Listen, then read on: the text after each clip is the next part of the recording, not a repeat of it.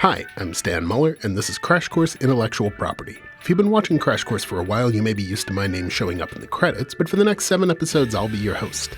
It's gonna be great.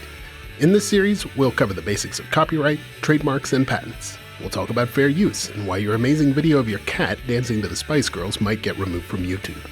You'll see how the concept of intellectual property works to protect creators and how it affects consumers. We'll also complicate the belief that there's always a conflict between intellectual property and technological progress. It can feel like protecting ideas sometimes slows down invention. How am I supposed to work on my time machine if all the research is kept behind a paywall?